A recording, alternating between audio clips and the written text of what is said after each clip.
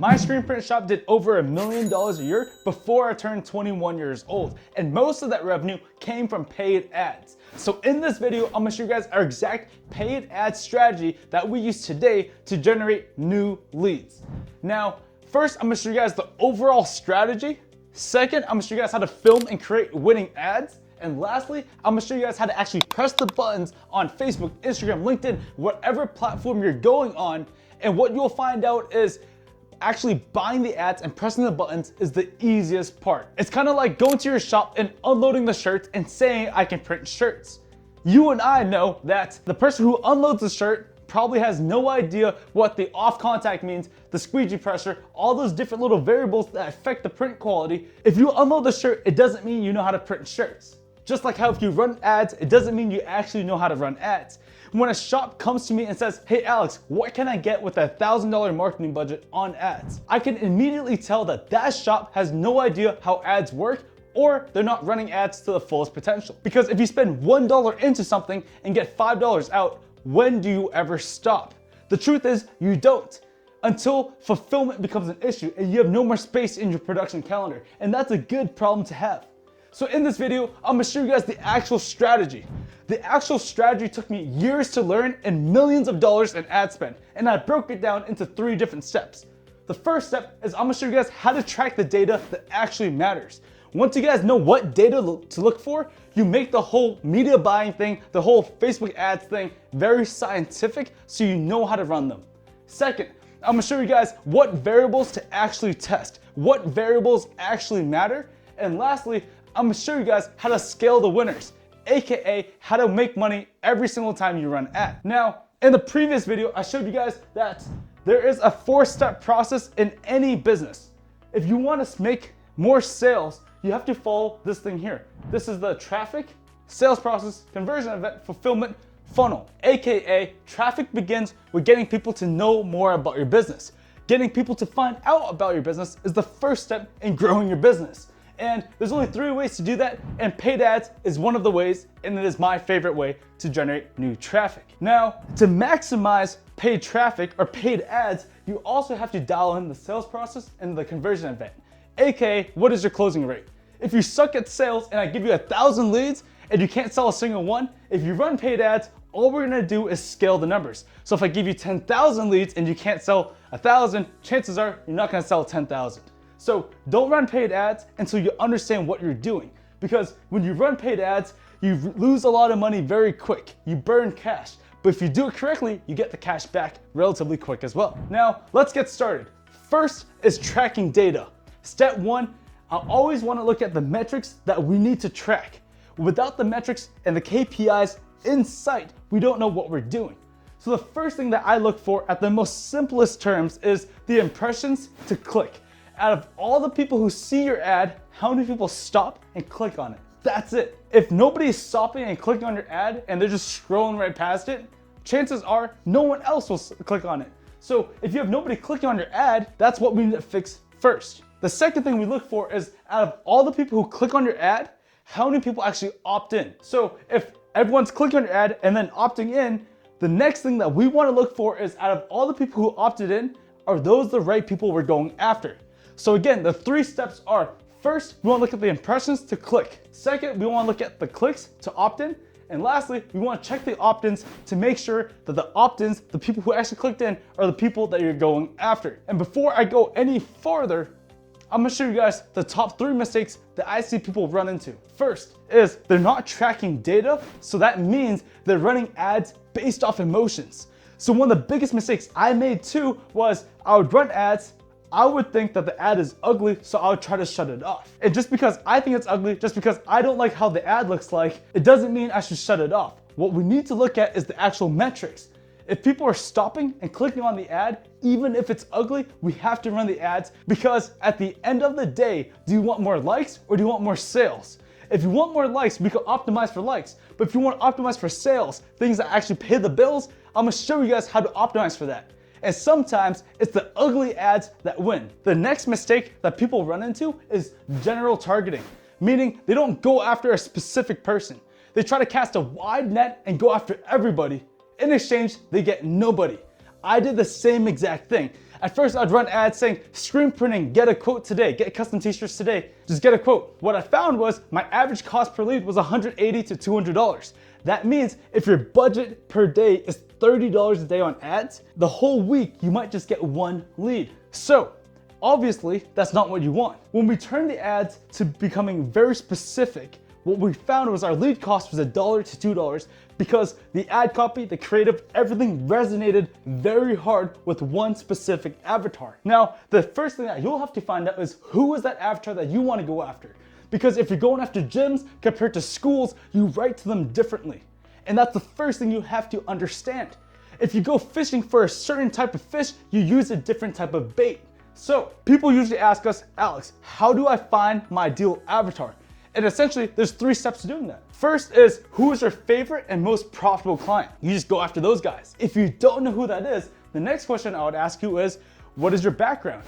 Do you have a background? Did you used to play in a band? Did you used to be a doctor? Did you used to own a factory, etc.? Because you understand the prospect very well and you understand their pain points. Because if you used to own a different type of business, you understand that business owners buy shirts for different reasons, whereas schools, coaches, teachers, they buy shirts for a different reason as well. If you're involved with the church, we're gonna write the ad copy to be very specific to the church. And because you used to be a part of the church, you understand exactly what the copy should say. Next, if you don't have any of that stuff, we ask you, who are your dream customers and who do you want to go after? If you're trying to go after factories, manufacturers, it makes 0 sense for us to go after schools or run ads towards schools. So being very specific on your ideal avatar, 1, gets cheaper lead cost, 2, makes your advertising more effective, and 3, increases the chances of it being successful. The last mistake that I see people run into is that they focus on vanity metrics, aka revenue, instead of the actual profit from the ads. Now, what I mean by that is if you spend $1,000 a day on ads and you get a $1,000 sale, it doesn't mean that's a one-to-one. Because if you run at 50% margins, you only made $500. That does not cover the ad spend. Our goal here is to make the profit cover the ad spend so you can rinse and wash and repeat your money over and over again. So if your shop is running at 50% margins and you spend $1,000 in ads and you get a $2,000 sale, then that's a one-to-one. So if you spend $1,000 in ads, you get a $2,000 sale. That's on a 1-to-2, because if you run at 50% margins, that's all we care about. That means you ran a 1-to-1. So you have 2 options. You can increase your prices, decrease expenses on the back end to increase margins, or 3, increase the ad spend. But that's for another day. If you want to increase your ROI on ads, you also have to perfect your sales process and your closing percentage. If I give you 1,000 leads and you can't sell a single one, I wouldn't recommend paying ads. Because if you use paid ads and you spend money, you get a ton of leads, and if you can't sell any of them, all paid ads does is it scales what's currently working. So if you close 1 out of 10, chances are if you turn on ads, you get 100 leads and you might close 10. So that's the next mistake. Don't focus on the revenue, instead focus on the profit. We want you to make money when you run ads, and you want to make your money back within the first 30 days so that you can rinse your money over and over again. Now, the last thing here is, it's kind of a bonus. It's kind of like the 4th mistake, but most shops don't have a sales process. And what I mean by that is only 3% of the population is ready to buy now. Everyone else is either problem aware, meaning they're open to buying shirts, they just need someone to go to them and show them what options they have, and they'll pay. The other percentage has no idea that they should get custom apparel. Now, the problem is that most people only target the 3%, the people who are ready to buy now. But what about the other 97% of the population? Nobody goes after them, but that's good news for you. And to go after them, all we have to do is grab their information now and continue to follow up with them. If we continue to follow up with them, eventually they'll drop somewhere along the lines and become your customers. Now, that's step 1. That's tracking data. The next phase is what we jokingly call the burn phase, because in theory, you're burning your cash. And it's scary for most people, but if you can just man up a little bit and understand that you're not burning cash, instead you're buying data. And what I mean by that is if we look at this example right here, if you run 5 ads and you spend $1,000 on ads, so say you spend $200 in each ad. All right guys, step 2 is what we call the burn phase. What variables do you actually test? And we jokingly call it the burn phase because it feels like you're burning money. if you don't know what you're doing. Now, in this hypothetical scenario, we spent $1,000 on ads across 5 different ad sets so that we can test which one works well and which one actually resonates with your ideal avatar. Because what works for one shop might not work for your shop. So what we want to look for is we put 5 different ads out. We spend $200 behind each one. So altogether, we spend $1,000. Okay? Let's say ad 1 gets 0 leads. Ad 2 gets us 30 leads. Ad 3 gets us 10 leads. Ad 4 gets us 2 leads. Ad 5 gets us 15 leads. Now, if you optimize for leads, you run into a mistake, and I'll show you that mistake later on. What you want to optimize for is actually the people who actually clicked on your ad and bought, and then we optimize for the cash. So, before you make any changes, you have to understand a concept called latency. Latency means there is always a delay when you run ads. So what people do is their ads do well, they make a change, the ad doesn't do well. And they make another change, the ad does better. But what people don't realize is the more mistakes, the more changes you make, the mistake becomes not spending enough time and really understanding the effects of the mistake. For example, let's say this person saw ad 1. Okay, this is day 1, you run an ad. This person sees that ad. Now you make the change to the ad. The person who saw that first ad buys the second week. And then you attribute that person buying to the wrong actual action. So by you changing the ad, what you didn't realize was that this was actually the winning ad. But since you made this change and you got a sale, now you think this is the winning ad. Now the mistake happens here is if you leave it here for too long and you don't get any other sales. Now say you make a change and now 4 people see your ad, which is right here, but nobody buys right away. They buy the week after. So say 1 week later, you got 4 people lined up ready to buy, and then you make a change. And since these guys saw the ad a week ago, now they're ready to buy, they finally purchase. But at the same time, you make a change. What happens is you think because you made a change, you got the sales. So then you change your ads again. But what you find is nobody clicks on the ad. And what you didn't realize was your actions from here actually got you the sales. So what you have to understand is the idea of latency. If you change ads too soon, don't spend enough money, don't spend enough time, your ads might attribute the wrong things. To counteract that, what we use is a software called Hyros that tells us exactly where the leads came from. If you don't have a software like that, you need to find out how you can attribute which leads came from which ad and which actions actually led to the sale. Now, that's essentially the burn phase. And to test different variables, it depends on what you're going after. But more importantly, the methodology behind testing the variables, you have to understand the concept of latency. If you make too many changes, you don't know what works. So you have to make a change and wait it out.